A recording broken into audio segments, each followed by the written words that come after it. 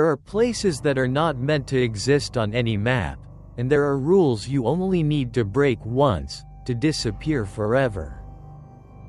Deep within a forgotten forest, there lies a nameless lake. By day, it is nothing more than still water. But after midnight, it no longer reflects you. They say if you happen to look down, what looks back at you will not be yourself. And from that moment on, there is no way back. This is the true story of someone who ignored the warning. And the price they paid was their own face. I used to think that the most terrifying thing in this world was not ghosts, not curses, and not the moldy folk tales passed from mouth to mouth by the old people in the village. I used to believe that the most terrifying thing was human beings, greed, curiosity, that urge to touch what is forbidden just to prove that one is not afraid. I believed that until the night I saw that lake. Now, as I write these lines again, I am no longer sure whether I am still the same person who walked into that village. I only know that if anyone ever reads this story, please remember just one thing. If somewhere, on a trip, in a wild forest, in an old village forgotten by time, you hear people whisper about a lake and a taboo repeated in dry, sleepless, trembling voices as if they were speaking the name of someone already dead, then do not laugh. Do not treat it as material for a video. Do not think it is superstition from uneducated people. And absolutely do not test it just because you want to know what is really under the water. Because there are places in this world that do not reflect your face. They only wait for you to lean down close enough to realize that what is staring back is not you.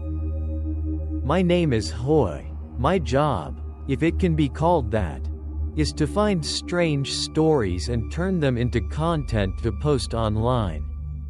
The more mysterious, the more spiritual in tone, the more it feels true, the more viewers like it. I had gone through not a few places, slept in houses rumored to have had people hang themselves, sat in the middle of graveyards at midnight, even pretended to stay calm before the sound of a woman crying from behind a locked room in an abandoned hotel. But if I am honest, most of those stories, once you peeled away the shell of fear, could be explained by something: wind, animals, people, or simply the mind scaring itself. Until I heard the story of the lake. The person who sent me the address was an anonymous account.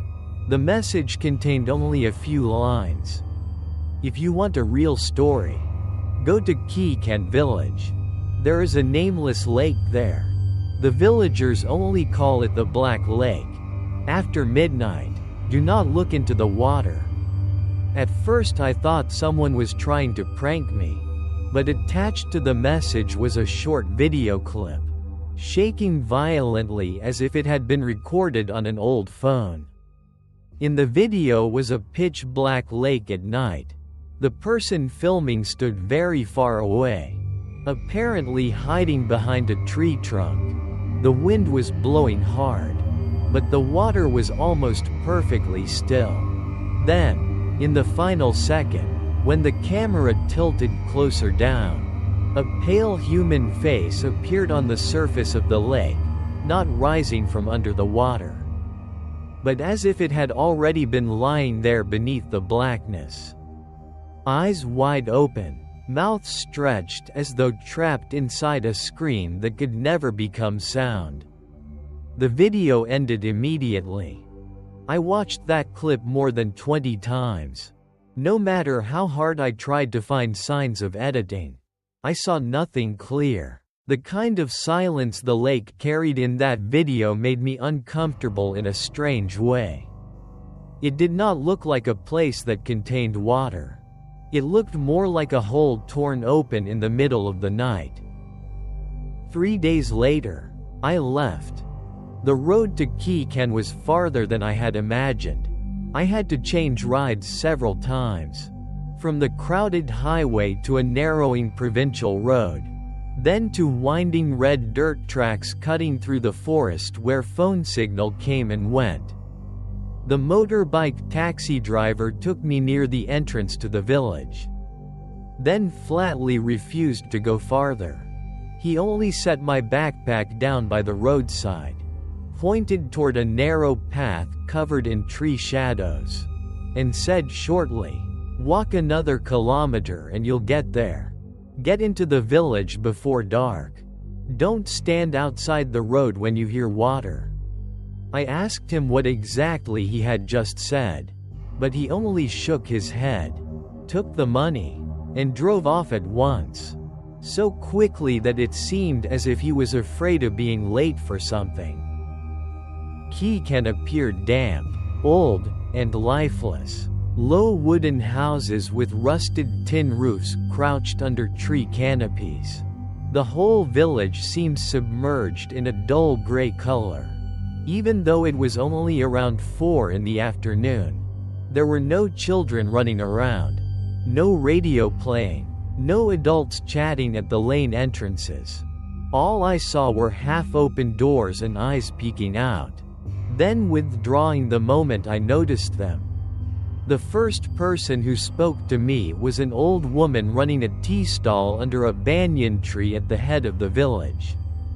Her skin was wrinkled like dry bark, her eyes cloudy, yet somehow still seemed able to see straight through whoever stood before her.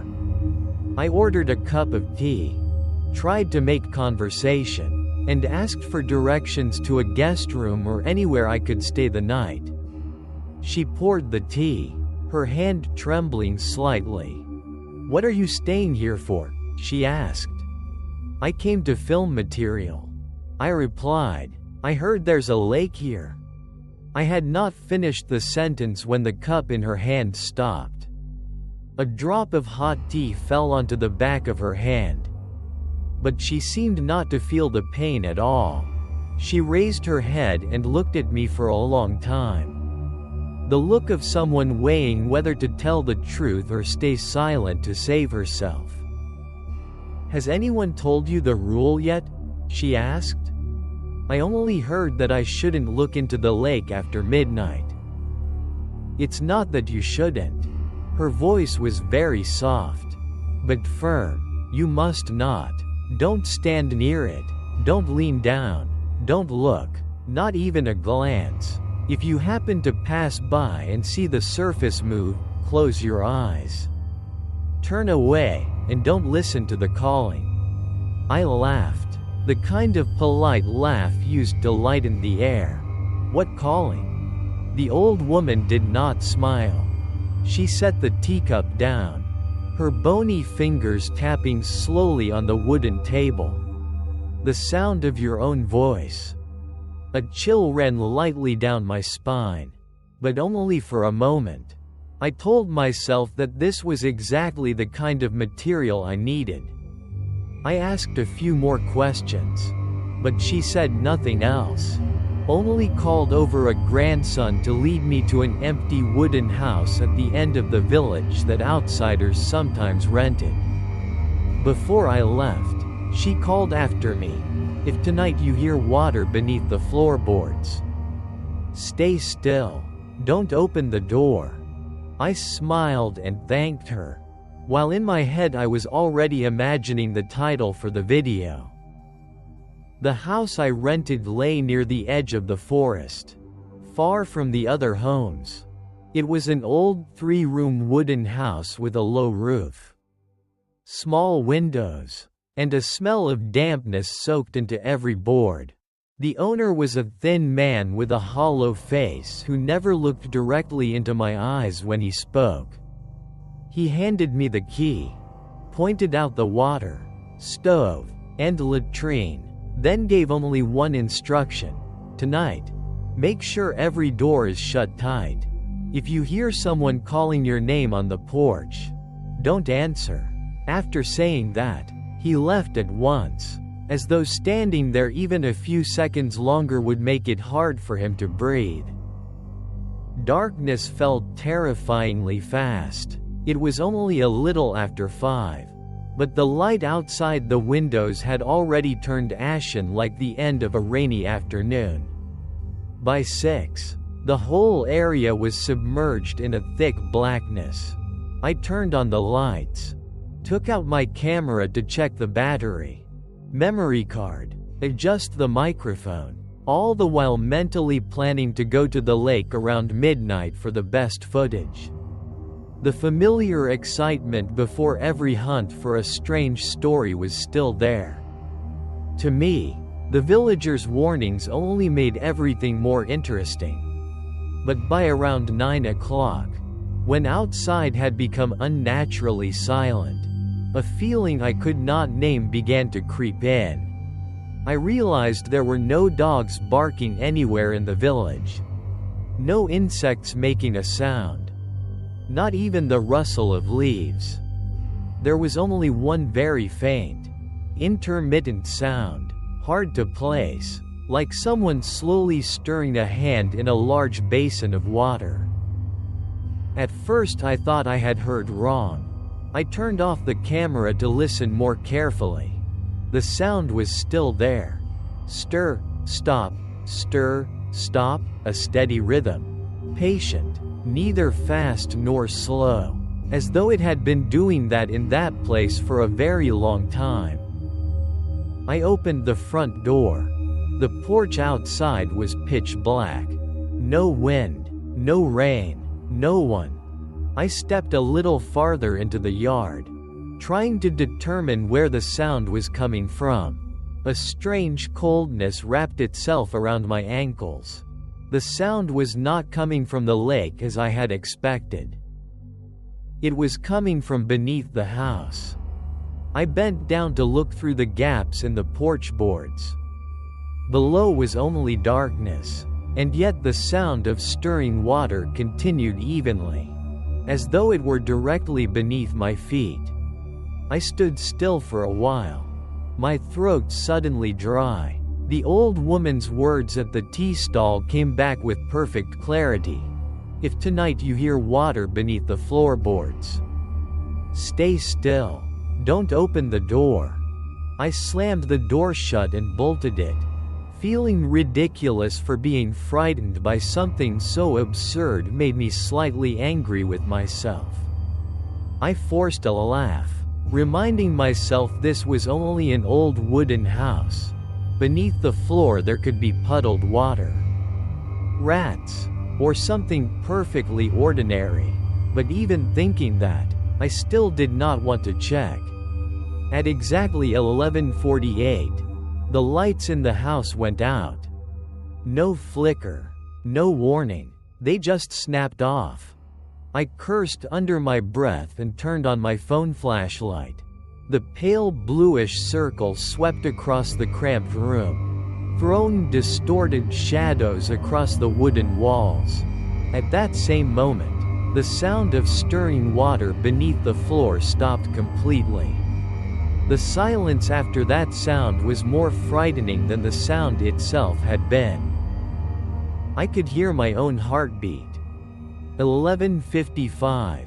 I sat on the edge of the bed, the flashlight beside me, the camera in my hand, every nerve in my ears stretched tight. 11:57. Something outside brushed lightly across the porch roof, like wet cloth dragged over wood. 11:59. Then, the moment the time on my phone changed to 0, a deep and heavy sound echoed from somewhere far out in the forest, not thunder, not wind, but like an enormous mass of water had just turned over in its sleep. Right after that, I heard someone whisper my name. Hoy. The voice was very soft, very close, as though speaking directly into the crack of the door. My whole body went cold. I did not answer. I held my breath. 1 second, 2 seconds. Then the voice came again. this time from the left window. Hoy! It sounded exactly like my own voice. Not similar, exactly mine, the same slightly rough ending to the syllable. The same pause in the middle. As if I myself were outside the house calling my own name. I sat frozen on the bed. Every muscle in my body locked tight. The voice moved slowly around the house. At one moment it was by the window. Then at the back wall. Then right above the front porch roof. As if someone barefoot were circling the house. Pressing their mouth against each crack to call softly. No knocking, no pounding, only calling, steadily, patiently, so long that my mind began to go numb. Then it stopped. At that exact moment, the sound of water beneath the floor began again. But this time it was no longer a gentle stirring. It sounded like something rising up. Glub, glub, glub. The sound of bubbles bursting under the boards. The sound of water swelling upward. The sound of wet fingernails scraping the wood. I shone the light down at the floor. Between the floorboards, a thick black liquid had begun to seep up, carrying no smell of mud, no fishy odor, only a cold, stale scent like human hair soaked for too long in water. I jumped to my feet by reflex and backed into the corner wall. The liquid did not spread quickly. It only pooled beneath the bed, black enough that the flashlight beam seemed to be swallowed whole when it touched it. My shaking hand swept the light back and forth. And there, inside that thick darkness, I saw an eye. It opened very slowly. It did not blink. It had no white in it. Only a round, glossy black eyeball, looking up at me from beneath the bed. I screamed and stumbled backward, my shoulders slamming against the wall. The flashlight fell to the floor, rolled a few times, then stopped. The beam tilted away, no longer shining under the bed. I lunged for it, grabbed it, and shone it back again, but there was only darkness and dry ground beneath the bed. No water, no eye, nothing. I stood there, breathing hard for a long time, cold sweat running down my spine. At that moment I still had a choice. I still could have grabbed my backpack, opened the door, run to someone else's house, waited for daylight, and gotten out of this cursed village. I should have done that. But I didn't. Hardly because of pride, hardly because my curiosity had taken the bait, and mostly because at that moment I believed that if I could record what was happening, it would become the biggest video of my life. At around 12:15, I decided to go to the lake. I stuffed a power bank, camera, and phone into my jacket, grabbed a wooden stick leaning in the corner of the house, and stepped outside. The night air struck my body with the coldness of a deep well. The footpath to the lake was almost invisible. I had to follow my memory from the daytime and the weak flashlight beam. The trees on both sides rose high and dense, standing motionless like black walls. Now and then, something pale flashed between the trunks and vanished. But when I shone the light more carefully, it was only patches of rotten bark. After about 10 minutes of walking, I began to hear water. Not the sound of a stream, not waves, but the sound of someone whispering inside a deep basin of water. Hundreds of whispers layered over one another, thin as breath, and I could not tell whether they were human voices or only my exhausted mind producing hallucinations. I slowed down. The soil beneath my shoes turned softer and colder near the lake. Then the final line of trees separated. The black lake lay before me. During the day it had been still, but at night it carried a different kind of horror. The broad surface was flat, like an enormous sheet of glass. No moonlight touched it. The stars were faint overhead. Yet the lake reflected not a single point of light. It was black like a tear in the earth. Standing at the edge and looking out, I did not feel I was facing a place that contained water. I felt I was standing before a bottomless hole covered by a thin layer of skin. There was no wind, yet the surface trembled faintly. I raised the camera. On the screen appeared only a blurry darkness. Difficult to focus, I adjusted it manually. The image became slightly steadier. I panned along the water's edge, whispering commentary to myself to stay calm. But in the middle of a sentence, I stopped. In the center of the lake, there was something pale. I zoomed in. The image broke apart into grain and noise. I lowered the camera and narrowed my eyes to look directly. The pale thing seemed to be a face. It was not floating on the water. It lay just beneath the surface. Face up or face down. Hard to tell. White as the skin of someone who had been soaked too long. Dark hair spread around it like weeds.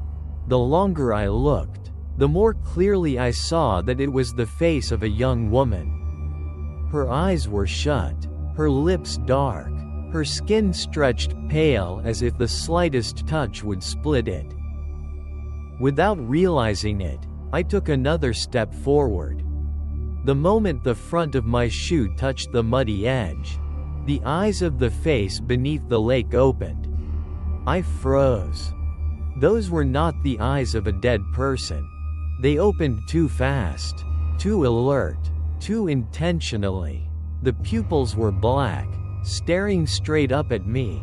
Not a single ripple spread across the surface. My throat locked. I stepped back. At the same time, that face slowly smiled.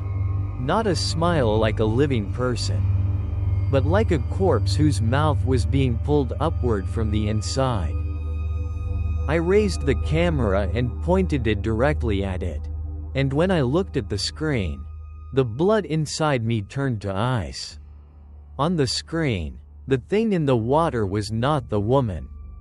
It was me. A face exactly like mine. Pale white, eyes wide open, lying beneath the water and smiling. I jerked so violently I nearly dropped the camera. I looked down at the lake with my own eyes. It was still the woman. I looked back at the screen. It was me again. My head began to spin. A cold nausea rose from my stomach. Then, behind me, footsteps sounded. Very faint. Like someone stepping onto wet leaves.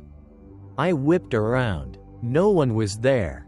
When I turned back to the lake, the face had vanished. The surface was flat again, as though nothing had ever been there. I stood there gasping, my heart pounding painfully in my chest. I knew clearly that I should leave right then, but a compulsion stronger than fear had latched onto me. The feeling that something had not fully revealed itself yet. And as though it had heard that thought, the surface of the lake began to move.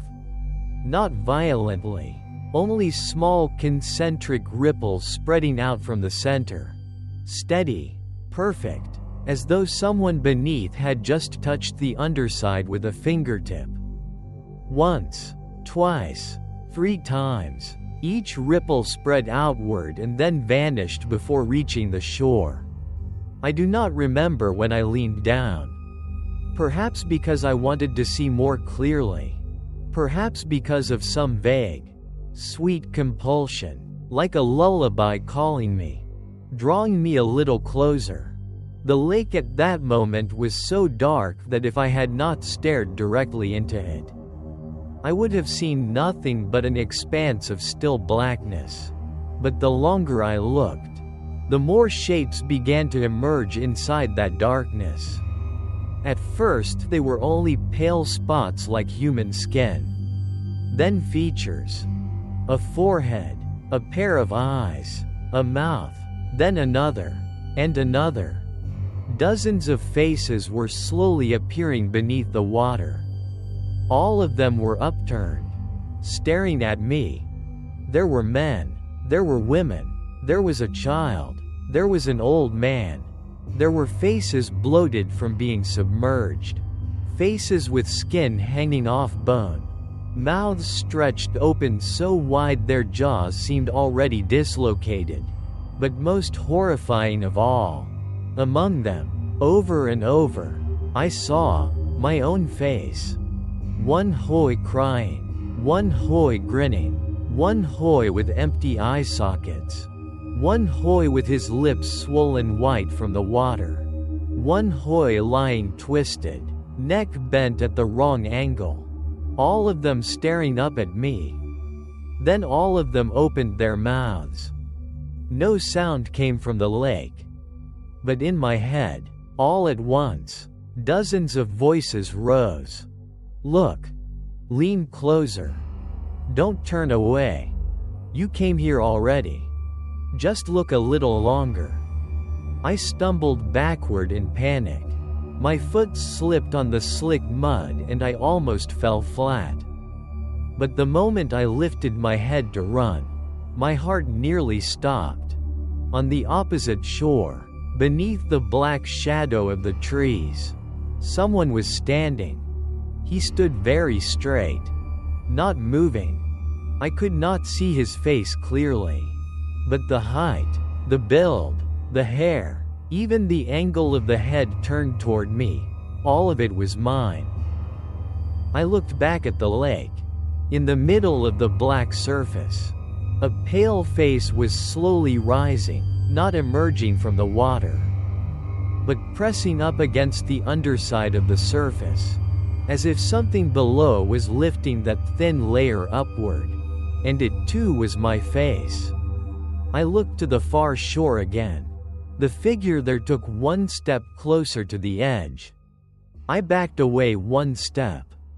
Suddenly the ground beneath my feet turned soft. The earth at the edge of the lake was no longer earth.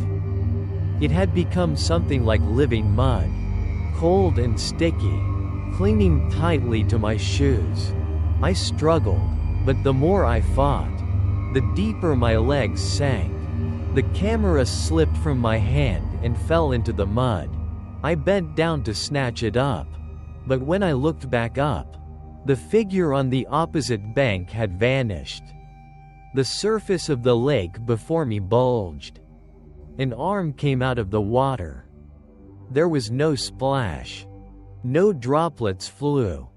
It simply passed through the black surface like piercing a membrane of oil, a white, gaunt arm, the fingertips sharp, the skin wrinkled like something soaked too long in water. That hand reached straight toward me. I screamed and tried to wrench my feet from the mud. At the same moment, from behind, two other arms wrapped around my shoulders. Cold, wet, soft and mushy like decaying flesh. A reeking, rotten, fishy smell shot straight into my nose. Something like long wet hair wrapped around my neck. I turned my head and saw a woman's face pressed against my shoulder. The skin on her face was swollen and sloughing off in strips. One eye bulged outward, hanging loose in its socket. Her mouth opened wide, black water spilling from her throat. And in that stream of water I saw many human fingers writhing. I jerked violently, tore free from the rotten embrace, and stumbled forward. At that exact moment, the hand from the lake seized my wrist. That coldness went straight into my bones. I had never felt anything so horrifying. It was not merely the cold of water. It was the cold of a burial pit, of a corpse, of something that had lain in darkness too long without ever seeing sunlight again. That hand clenched so hard I heard my wrist crack. Then it pulled. I was not dragged into the lake the way one normally falls into water. I was pulled through it. That sensation cannot be described in ordinary language. It was like my whole body was forced through a sheet of soft glass lined with knives. Every sound around me shrank into one long humming roar. Eyes, nose, ears, throat all filled with freezing liquid. And yet I did not drown. I only fell forever in a place with no depth, no direction, no up or down. When the impact finally ended, I opened my eyes. I was standing under the water, or rather, beneath whatever I had once believed was water. Above my head was the lake surface, flat as a ceiling of black glass. Through it, I could see the night sky, the tree branches, the bank, all of it inverted and warped as though reflected in a convex mirror. Around me was a hazy blue-gray space, stretching downward into darkness, where human-shaped forms stood in silent rows disappearing into the gloom. I tried to breathe. I could. But with every breath in, my throat filled with the smell of rotting mud and dead hair. Beneath my feet was not earth. It was mud mixed with splinters of bone. I looked down and saw finger joints mixed into the sludge, white as animal teeth. In one place part of a child's skull protruded. Long masses of hair wrapped around my ankles like weeds, touching my skin and making me want to vomit. I spun around wildly. The figures standing in that murky expanse began to stir. They all slowly turned their heads toward me, like puppets whose joints had gone soft from soaking. When their faces came into view, all the blood in my body turned cold. Every one of them wore one of the faces I had already seen on the lake. And nearest of all, only a few steps away, stood a man with a face exactly like mine. His skin was pale. His wet hair clung to his forehead.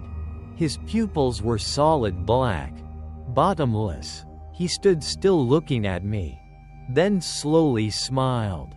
The instant he smiled, above us, on the black ceiling of the lake, I saw a human figure appear at the edge of the shore. It was me. No, it was my body.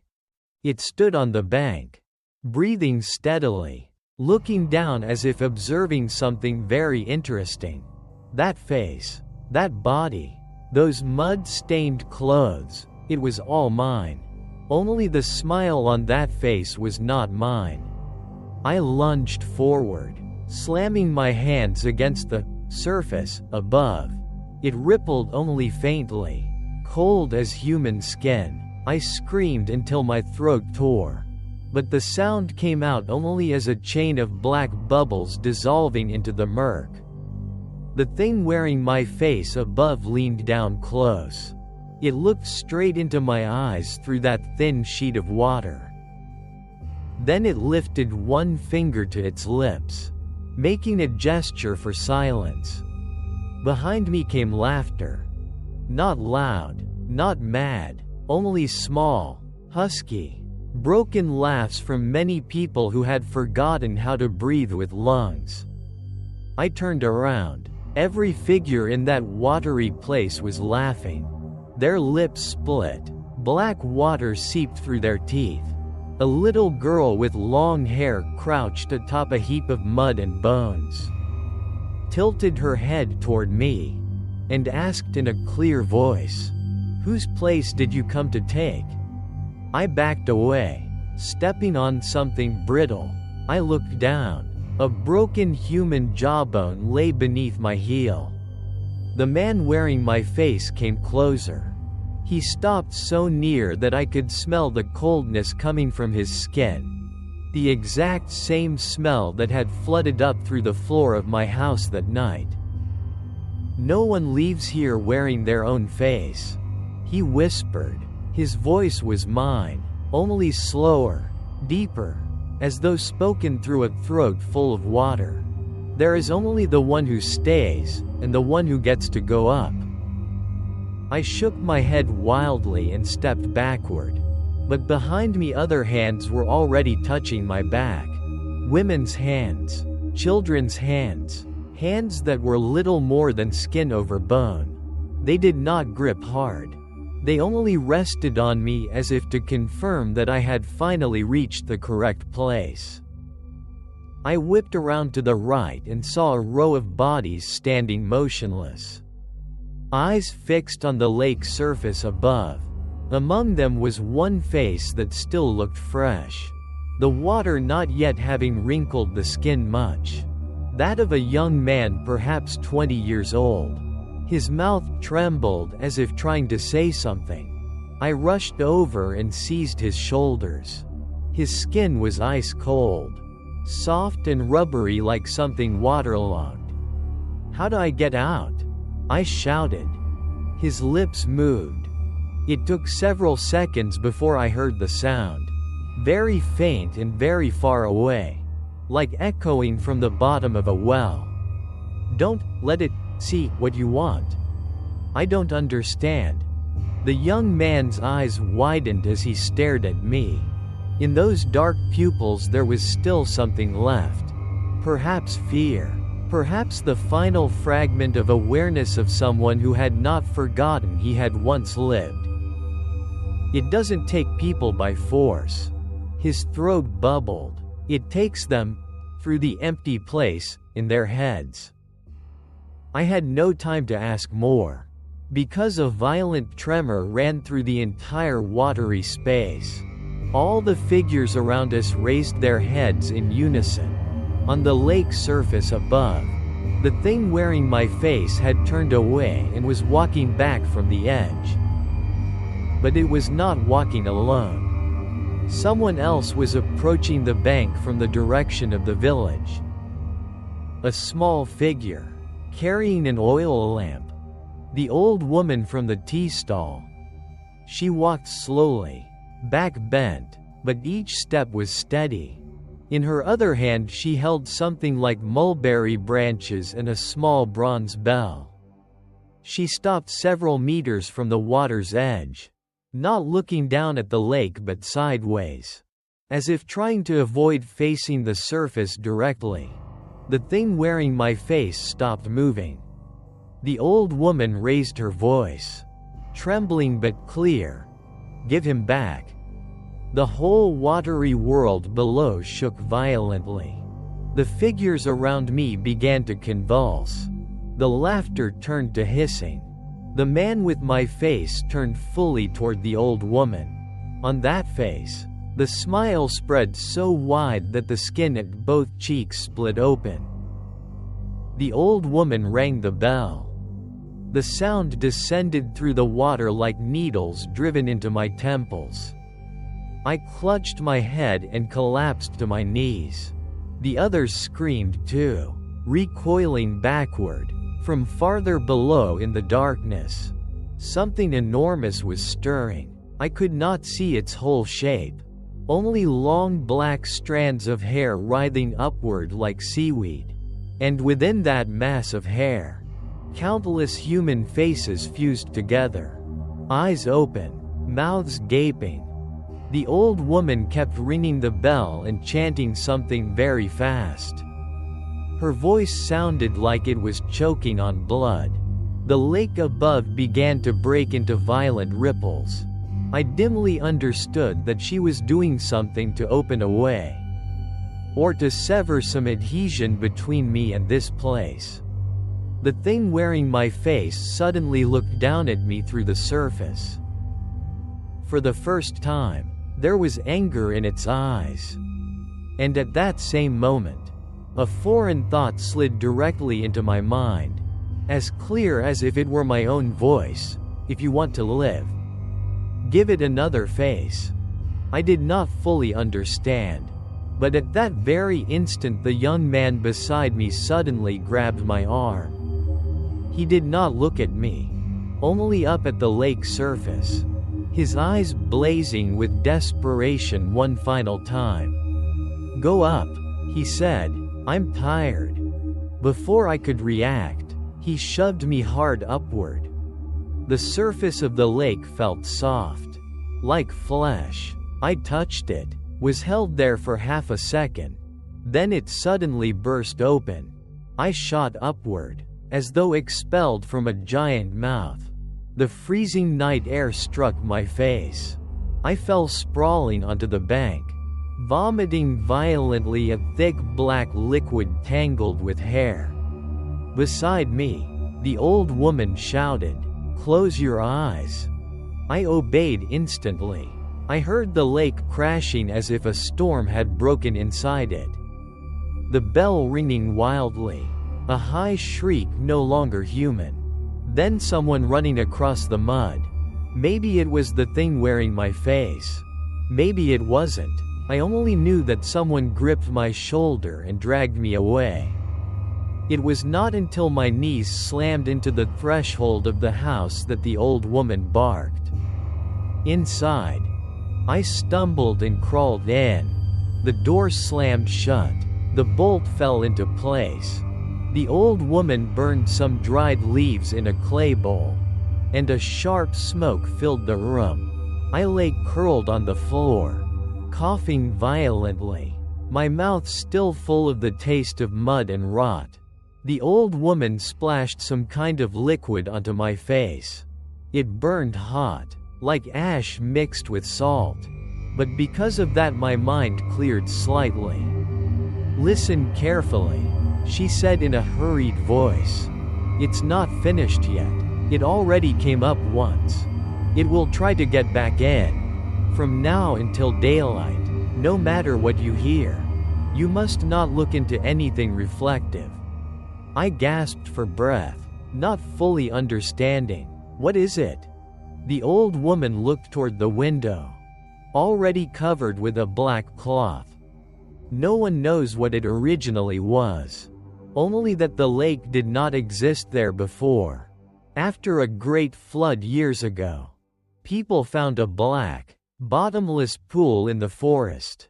At first only animals disappeared. Then people. Anyone who leaned down and looked after midnight changed. Some came back home and lived normally for a few days, a few weeks.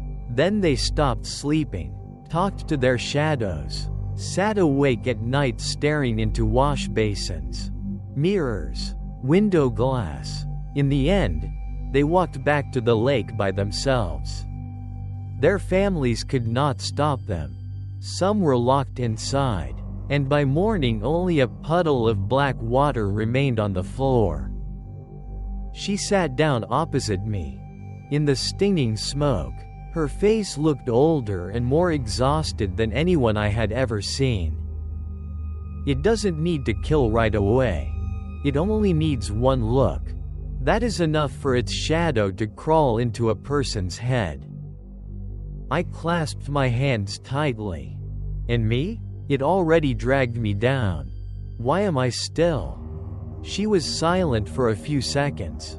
"Because someone else gave up his place for you." I remembered the young man under the lake. The way he had said, "I'm tired," before pushing me upward made my chest tighten. Who was he? Duck. He disappeared 2 years ago. His family lives at the head of the village. The old woman closed her eyes, her voice turning muddy.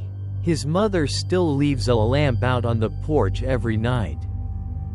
A slow shiver crawled over my shoulders. I wanted to ask why she had saved me. Why the villagers did not simply abandon anyone who broke the rule. But when I looked at her badly trembling hands, I understood that perhaps she had saved too many people already. Or failed to save too many. to the point where the question no longer needed an answer. That night was not over.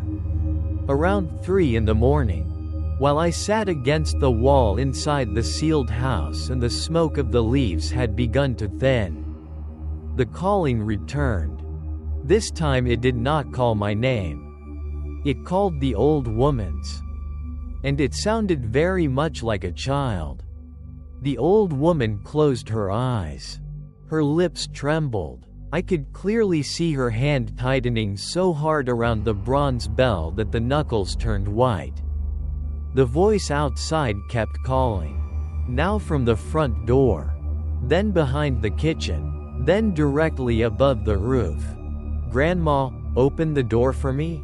I'm cold." I looked at her. A tear had begun running down her cheek. "Who is it?" I whispered. She did not answer. Only after a long while did she say softly, as if speaking to herself, "My grandchild." Outside, the voice giggled. I sat frozen until dawn. When the first light slipped through the cracks around the cloth covering the door, the old woman stood up, opened the back door, and told me to leave immediately. I was not to look back toward the lake. I was not to spend another night in that village. I was not to mention where this village was. If I wanted to live normally, I must not keep any footage from the previous night. I nodded again and again like someone who had just escaped a death sentence. I packed my things in a fragmented state, like a man burning with fever. Strangely, my camera lay right outside on the porch. Clean, not muddy at all. Its battery still charged. I do not remember anyone having retrieved it, and I did not dare look at it then. I left Keycan immediately after the sun rose. No one in the village came to see me off. Walking out toward the edge of the forest, I did not turn around. I did not look to the left, even though I knew that somewhere beyond the trees, the lake lay still as if it had never swallowed anyone. Only when I found a ride back to the town, with people around, engine noise, sunlight, did I dare to believe I had escaped. But in truth, I had not. The first night after returning to the city, I could not sleep. Every time I closed my eyes, I saw the ceiling of the lake above my head. Saw the faces standing under the bottom staring upward. Near dawn, when I was half dozing on the sofa, I heard water dripping in the kitchen. I went to check. The faucet was tightly closed. The sink was dry, but on the glass window of the kitchen, there was a wet handprint pressed from the inside. I stood there frozen. A 12th floor apartment. No one else there. From that day on, those things began. Water pooled on the floor even after I had wiped it dry. When I looked in the mirror, my reflection blinked half a beat slower than I did. When my phone screen went dark, I would suddenly see in its black reflection another face close to my shoulder. But when I turned around, no one was there. Sometimes, in the middle of the night, I would wake because I heard water being stirred beneath the bed. There was a day when I opened the refrigerator, and in the dull metallic reflection on the inside of the door, I saw a pale hand resting on my shoulder. I stopped daring to be alone. I taped newspaper over every reflective surface in the house. I turned over every basin, bucket, tub of water. I covered the mirrors with cloth. I kept the lights on all night.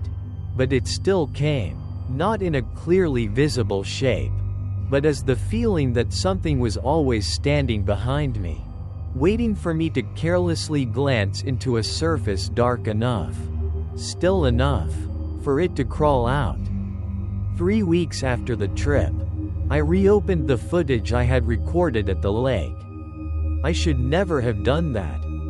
Most of the clip was just darkness. Ragged breathing, feet sloshing in mud, but in the final section, after I dropped the camera, the frame lay tilted near the shore, still recording a stretch of water and the opposite bank. I saw myself step into the frame from the left, face deathly pale, eyes wide open, clothes smeared with mud. I remember clearly that at that moment I was being dragged, struggling, but in the video, I was walking very calmly. Then that me stopped, bent down close to the lens, and smiled. A smile stretched far too wide, exposing the gums. It spoke in my voice, "You saw me." Then the frame went black, as if something wet had covered the lens. I vomited on the spot. I wanted to delete the clip, but did not dare touch it. In the end, I copied all the data onto a hard drive, locked it away, and threw it into the bottom of a drawer that I have never opened again. But from the night I watched the footage, everything grew worse. The calling began to happen even during the day. Not in my ears, but in the brief spaces of silence between two songs. During a few seconds of a power outage. In the instant after waking but before opening my eyes. At first it only called my name. Later it started using other voices. My mother's, and old friends. Sometimes the old woman's voice. Sometimes the young man from beneath the lake. Some nights I heard him very clearly whispering right under the bed, "You still haven't gone all the way." A month later, I started forgetting my own face. Not forgetting in the ordinary sense. I still knew what my eyes, nose, and mouth looked like, but every time I stood in front of a mirror after uncovering it to shave or wash, I felt that the person inside was only imitating me. The movements still matched, but no longer felt as if they belonged together. A few times, I swear I saw it smile before I moved. I lost weight quickly. Insomnia, fear of darkness, fear of water, fear even of roads glistening with rain. The doctor said I had post-traumatic stress disorder. Prescribed sleeping pills and sedatives. But the medicine only made the dreams heavier. In the dreams I always returned there, standing under the lake, looking up and seeing someone else living through my face. Worst of all, those dreams had smells, the smell of wet hair, deep mud, an old corpse. Every time I woke, my throat was full of that rotten taste. I decided to go back to Kikan. At first that thought terrified me. But the longer time passed, the more horribly logical it seemed. Perhaps only there could I learn how to end this. Perhaps the old woman still kept something. Some ritual. Some escape she had not had time to fully explain. I kept postponing it. Because every time I thought of the lake my hands began to shake so badly I could not hold my car keys. But then one evening, passing the bathroom, I saw words written in wet strokes on the fogged mirror. "Come back." I do not remember writing them, but it was my handwriting. The next morning, I left. Kikan was still there, but no longer as before. Part of the village was abandoned. Many houses were shut. Grass had grown over the paths. The tea stall under the banyan tree was gone, leaving only the old wooden table tilting beside the trunk. After asking around for a long time, I finally found a middle-aged man willing to speak. When I mentioned the old woman from the stall, his face turned pale. "She's dead," he said. "After the night she saved some stranger from the lake. They found her dead in front of her house the next morning. Her eyes were open. Her mouth was full of black water. My knees almost gave way. "Where is her house?" He pointed without stepping with me. "At the end of the village. But don't stay there long." The old woman's house was small, dark, and colder than even the house I had rented. Her relatives had cleared away some things, but many remained under white cloths. I found the bronze bell placed on her altar beside her photograph. In the picture, she was not smiling. Her eyes were no kinder there. As if even while being photographed she had still been listening to something outside the frame. I searched through the house with a guilt almost unbearable. And at the bottom of an old wooden chest I found a notebook wrapped in oilcloth. Most of the pages were yellowed and damp, but the writing inside could still be read. It was not exactly a diary, more like scattered notes about the lake. There were names, dates of disappearance, short descriptions of symptoms after someone had been seen. Many lines were crossed out over and over, as if the writer had not wanted to remember them. On the final pages, the handwriting became shakier, the ink more smeared, and there was one passage that turned my hands cold. "It is not only in the lake. The lake is only a mouth. When someone stares too long, the deeper part of it will follow through any reflective surface that person still dares to look into. There are only two ways to close the way. One is for the marked person to return and go all the way down. The other is for someone else to take the look in their place. There is no clean way that does not cost blood." I read that sentence over and over until I went numb. So the night I had been pulled up, it had never really ended. I was only a debt not yet fully collected. At the end of the notebook there was one more line, written very messily, as if in the final moments of life. "If it has begun to live through a human face, do not let it see the lake inside your own home." I did not understand at once. But then an image flashed through my mind of something wearing my face wandering through the city, searching for still reflective surfaces broad enough to widen its way through. Thinking that I could no longer sit still, I slipped the notebook inside my jacket, grabbed the bronze bell as well, and ran toward the house I had once rented, ignoring the frightened eyes of the villagers turning away. The house was still abandoned. Damp wooden floor, crooked door, but when I stepped inside, I knew immediately that something had never left. The familiar cold, rotten damp smell wound itself into my nose. The sound of water came faintly from beneath the floorboards, like a patient tapping with fingernails. This time, I did not run. I sat in the middle of the house until dark. I dimly understood what I had to do, though I did not dare think it through completely in words. If I did not return to the beginning, I would be dragged forever between both sides until one day I accidentally looked into some dark enough pane of glass and disappeared. I did not want to drag someone else down in my place.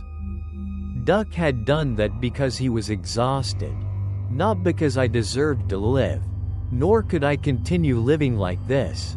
The only thing left was to go back to where it had started and force it to look back at itself. Night fell. Midnight. The calling rose immediately outside the house, without waiting as long as before. "Hoi!" I did not answer. I took the bronze bell, the notebook, and the flashlight and walked straight out to the lake. The path this time was more familiar, but also more horrifying, because I knew exactly what waited at the end. The forest was silent as if holding its breath. The lake appeared beneath the dense black night, flat and wide like a mouth already open. I stopped at the edge, not looking straight down, I rang the bell. The first note rang out, small but sharp, slicing through the silence. The lake surface immediately trembled violently. From the center of the lake, countless ripples spread outward like opening eyes. The whispering rose from below, pressing against my eardrums. I opened the notebook and read the old woman's final scrawled lines, not understanding everything. Only reading as if clinging to the last thing left. Then footsteps sounded behind me. I turned around. It was standing there, wearing my face. This time there was no blur, no uncertainty. It stood there clearly in the weak flashlight beam. White, cold skin, eyes darker than natural, clothes exactly like the ones I was wearing, except dry. It looked at me with a gentle amusement so disgusting it made my skin crawl. "So you came back at last," it said. Its voice was exactly mine. I raised the bell. It tilted its head and smiled. "That old woman's bell won't hold forever. You know that. I didn't come back to run this time," I said, though my throat was dry and raw. It took one more step forward. Behind it, on the surface of the lake, faces began to appear beneath the black water. I did not look directly, but I could still feel hundreds of eyes staring upward. "You can't run," it replied. "From the moment you looked down. You already left a part of yourself here. Then take the rest." The smile on its face faltered for the first time. I stepped back exactly once, toward the lake's edge. In my left hand was the bell. In my right the flashlight. I aimed the beam at its face, not to see it more clearly, but to catch its reflection in its own eyes.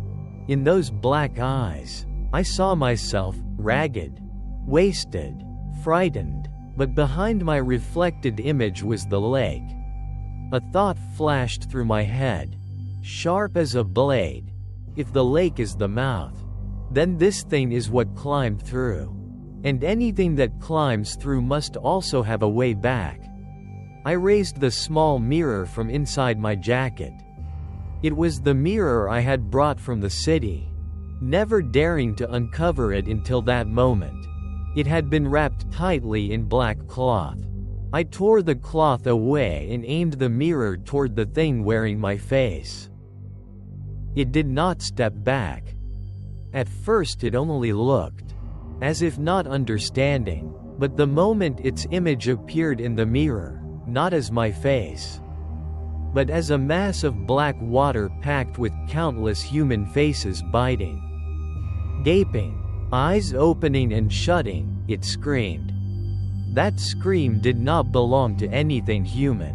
It was the sound of metal scraping bone, water flooding lungs, children drowning, women strangled in wells. All of it mixed into one sound that made my ears go numb. The lake surface erupted all at once. Pale arms shot up from the water everywhere, clawing at the air like living reeds. It lunged at me. I rang the bell until my hand went numb, then hurled the mirror straight into its chest. The mirror did not shatter. It sank into its body as if into a dense mass of water. And immediately, the entire surface of the skin wearing my face began to crack apart, revealing inside layer upon layer of human faces stacked over one another, convulsing, writhing through each other. I saw Duke's face, the old woman's face, the woman's face I had seen in the lake on the first night, the faces of many people I had never known, all of them stretched tight within that body. The thing screamed and staggered backward toward the lake. The bank gave way beneath my feet. I fell with it. We plunged together into the lake surface. Again the sensation of being dragged through a freezing membrane that cut like knives. Again the darkness and the smell of mud. But this time I did not remain long beneath the bottom. Because the instant I landed below, the entire space beneath the lake shook violently. The figures all around me no longer stood motionless. They raised their heads together, as though hearing a call greater than all the others before it. The thing wearing my face was sinking among them, its body splitting apart, countless faces pouring out of it like fish flung onto shore. I saw Duck nearby. This time he no longer looked numb. His eyes were strangely bright, almost peaceful. He looked at me and gave the slightest shake of his head, as if telling me not to hold on anymore. Then all of them began to pull that thing downward. Those white rotten hands, those waterlogged faces, those silent bodies that had stood so long, now they seized it from every side, dragging it deeper into the darkness below, where the huge strands of hair were already writhing upward. Its scream twisted the whole space. The lake surface above opened into one single column of gray light. I swam, or was pushed, or was lifted. I do not know. I only know that this time the way upward felt far lighter than before. Just before I broke through the surface, I turned back one last time. Duck was still standing there. He smiled. No more pain. Then his shadow sank into the darkness with the others. I burst through the lake surface in a fit of violent coughing, crawled onto the bank on both hands, and vomited until tears streamed from my eyes. Dawn was near. A pale gray light had begun to gather at the edge of the forest. The lake behind me was strangely quiet. No whispering, no ripples, no gaze burning into the back of my neck. I never turned back again. I left Key Can when the sun had just risen, and this time, I heard no calling on the road home. It has been almost a year since that night. There is no more sound of water stirring beneath my bed. No more wet handprints appearing on glass. I can sleep, though I still often wake in the middle of the night from nightmares. I moved to a new apartment, one without too many mirrors. I no longer make content about ghost stories. I avoid lakes, avoid rivers, avoid even standing too long before still water. There may be things that have left me. There may be things that will never leave completely. Because sometimes, on very late nights, when I pass a darkened pane of glass, I still have the feeling that my reflection inside stands still for one extra beat before following. And a few days ago, I received a message from an unknown account. There was no text, only a short video. The video showed some lake in a forest. The water was black as ink. In the final second, the camera lowered closer to the surface. In the depths of the water appeared a pale face. Not mine. It was the old woman. Her eyes were wide open. Her lips were moving. I turned the volume all the way up, replayed it again and again, and only after many listens could I separate the whispered words from the static. It doesn't have only one mouth. Since that night, I have not slept. And that is why I am rewriting this entire story. Not to frighten anyone, not to make content, but so that if somewhere, someday, you hear people mention a nameless lake, an unnaturally black body of water, a strange taboo made of only a few simple words, you will know that some warnings are not made to be tested. They exist to keep the living away from places where the dead are still looking up. So remember this.